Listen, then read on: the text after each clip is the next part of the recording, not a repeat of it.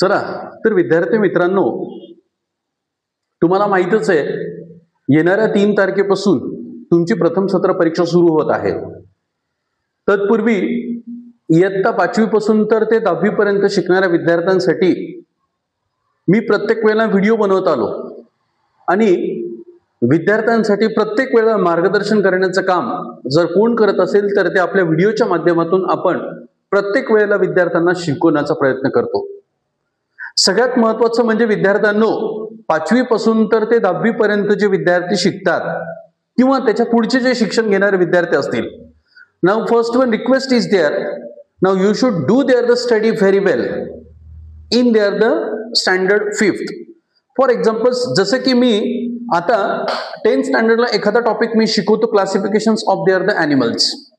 मग 9th स्टँडर्डला classifications of their the plant असेल, त्याच्यानंतर क्लासिफिकेशन्स ऑफ लिव्हिंग ऑर्गॅनिझम्स वगैरे असतील. अशा पद्धतीने विद्यार्थी मित्रांनो, 5वी पासून जो सिलेबस आपण कंटेंट लर्न करतो, this same topic we should learn in their the next standard. That's why all the students and my dear parents, you should keep the one thing it's in your mind, all these syllabus are in the series form. प्रत्येक वेळेला एखाद्या विद्यार्थ्यांना जर प्लांटचे parts माहित असतील तर ते पार्ट्स पुढे कसे कॅरी ऑन करत जातील. For example, in their the standard 4th and 5th standard only the knows that the which are the main parts of plant. जर त्याच्या बॉटम पासून गेलो विद्यार्थी मित्रांनो, the first one part is their root, second one part is their stem, third one part is their leaves, fourth one part is their fruits and last one part is their flower. These are the main 5 parts of the plants. मग हे जेव्हा आपण शिकतो तर 6th स्टँडर्डला त्याचे characteristics, 7th स्टँडर्डला त्याचे परत सब roots वगैरे असतील, प्रायमरी रूट्स वगैरे असेल, सेकंडरी रूट्स वगैरे असतील. Now once again they are the different parts वगैरे असतील. परत रूट्स मध्ये आपण जर सांगितले असतील तर रूट कॅप असेल, रूट हेअर असतील, बरोबर आहे. त्याच्यानंतर फायब्रस रूट्स वगैरे असतील, त्याच्यानंतर परत टॅप रूट्स वगैरे असतील. These are the concept you will learn prominently and clear mind. मग यासाठीच विद्यार्थ्यांना वारंवार मी व्हिडिओच्या माध्यमातून असेल किंवा पर्सनल माझ्या कोचिंगच्या माध्यमातून असेल, विद्यार्थ्यांना आपण हे सांगण्याचा प्रयत्न करतो. मग पालकांनो, तुम्हाला पण एक विनंती आहे की जेव्हा आपण आपल्या पाल्यांचा अभ्यास घेतो तर first of all we know that what is there the basic concept you complete or not. नेमकं त्याच्या बेसिक कन्सेप्ट काय आहे हे आपल्याला जाणणं गरजेचं आहे. त्याच्यानंतर दुसरी महत्वाची गोष्ट म्हणजे विद्यार्थी नोट्स काढत असताना खूप कमी पडतात. आता कशा पद्धतीने नोट्स काढायच्यात मी यापूर्वीच्या व्हिडिओमध्ये सुद्धा सांगितलं होतं की जसं की एखादा कॉमन टॉपिक जर आपण घेतला, specially in their the environments मधला. आता इयत्ता 5वी पासून environment start to till up to their the post graduations. एक एन्व्हायरमेंट घेतलं तर which factors are present in their the environments. Natural factor is there and man made factor is there. मग natural मध्ये आपण एअर म्हणणार आहोत, परत water म्हणणार आहोत, परत मिनरल्स वगैरे म्हणणार आहोत, परत स्टोन वगैरे असतील, त्याच्यानंतर परत अजून काही नेचर मधून जे जे काही मिळत असतील बेटा ते सगळे आपण नॅचरल फॅक्टर्स मध्ये कन्व्हर्जन्स करू. आणि एन्व्हायरमेंटची व्याख्याच करत असताना आपण असे करतो की those things are present in our surrounding place or in our surrounding place is known as the environments. आपल्या सराउंडिंगचा जो प्लेस असतो त्याला आपण एन्व्हायरमेंट्स म्हणत असतो.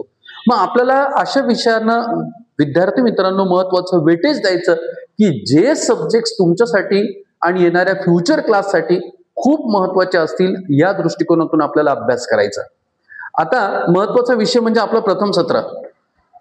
आता येणाऱ्या 2 ते 3 दिवसामध्ये प्रथम सत्र सुरू होते विद्यार्थ्यांनो.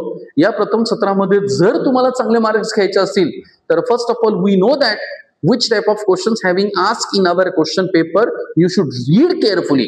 एकदा व्यवस्थित ते वाचून घ्या आणि सिस्टमॅटिकली त्याचे आन्सर्स लिहिण्याचा प्रयत्न करा. मागील बऱ्याच वर्षापासून आपण एक ऑब्झर्वेशन करत आलो, तो म्हणजे विद्यार्थी डिस्क्रिप्टिव्ह जे प्रश्न आहेत ते बिलकुल लिहित नाहीत. आता फॉर एक्झाम्पल डिस्क्रिप्टिव्ह म्हटल्यानंतर कोणते असतील sir? Write the short note on green revolutions, write the short note on white revolutions, write the short note on tap root, write the short note on electromagnetic inductions, write the short note on Michael Faraday's work in the different fields. मग अशा पद्धतीने ज्यावेळेस एखादी theory तुम्हाला विचारली जाते, एखादा questions विचारला जातो, तर विद्यार्थी मित्र हे सगळे माझे तिथे सरेंडर होतात. Surrender it means that they are stop, they are not thinking which type of points we should write in their the questions. मग मागे मी बऱ्याच विद्यार्थ्यांना एक सहजपणे मराठीतून एक जोक्स मारत असतो मी विद्यार्थ्यांना. काय असते की 1857च्या उठावाचे कारण खालील प्रमाणे, आणि मध्ये काहीच विद्यार्थी लिहित नाहीये आणि 10 ते 12 ओळी विद्यार्थी सोडून देतो आणि शेवटी अशा पद्धतीने वाक्य लिहितो. अशा पद्धतीने 1857च्या उठावाचे कारण वरील प्रमाणे.